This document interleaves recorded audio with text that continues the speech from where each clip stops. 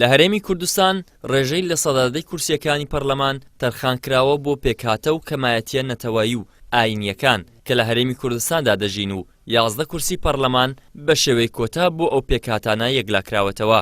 هاوکات لە ئەنجومەنی پارێزگاکانیش 5 کورسیان بۆ یەکلاکراوەتەوە. بەشێکی زۆر لە چاودێرانیش پێیان وایە دەبێت پێکهاتە ئاینی و نەتەوایەتیەکان مافی خۆیان پێ بدرێت و لە کاتی هەڵبژاردنەکانیش تۆمارێکی تایبەتیان هەبێت.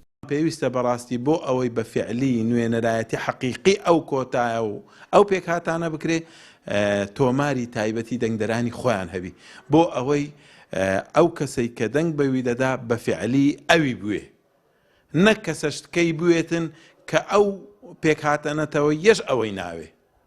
ئێستا کە لە هەرێمی کوردستان بەڕاستی تووشی حاڵەتێک بووینە ئەو حاڵەتە نەخوازراوە بۆیە بەڕاستی پێویستە پێکهاتەکانیش زیاتر داکۆچی لە خۆیان بکەن بەرگری لە مافی خۆیان بکەن بۆ بەدەستهێنانی مافی جددی خۆیان بۆ ئەوەی کۆمەڵگە بە ئارامی بژی ئەوانیش هەست بە ئیتمێنان بکەن.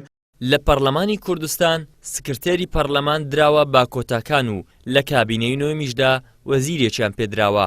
لای خۆشیەوە وەزیری هەرێم بۆ کاروباری پێکهاتەکان دەڵێت دەبێت پێکهاتەکان نوێنەرایەتی ڕاستەقینەی نەتەوەیەتیەکان و ئاینەکان بکەن. دەشڵێت ڕێککەوتنی پێکهاتەکان و لایەنێک نابێت ببێت بە سزا بۆیان.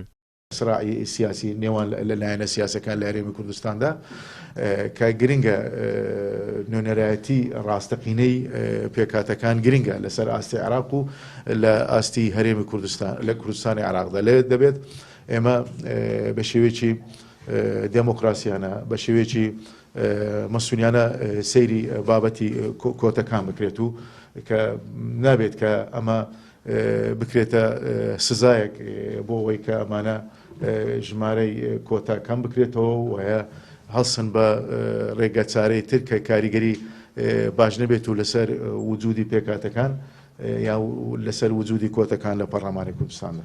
لە هەرێمی کوردستان زۆر جار لە پرسە چارەنووسسازەکاندا پێکهاتەکان لە بەرژەوەندی لایەنێکی سیاسی ململانەکان یەکلا دەکەنەوە بۆیە چاودێران پێیان وایە ئەوان نوێنەرایەتی ڕاستەقینەی نەتەوە و ئاینەکانیان ناکەن بۆیە ئەوان دەبێت تۆماری دەنگدەرانیان جیا بکرێتەوە و دوور بخرێنەوە لەوەی بکرێن بە بەشێک لە ململانەی سیاسیەکان و گۆڕینی هاوکێشەی هێز لە پەرلەمان لە بەرژەوەندی لایەنێکی دیاریکراو.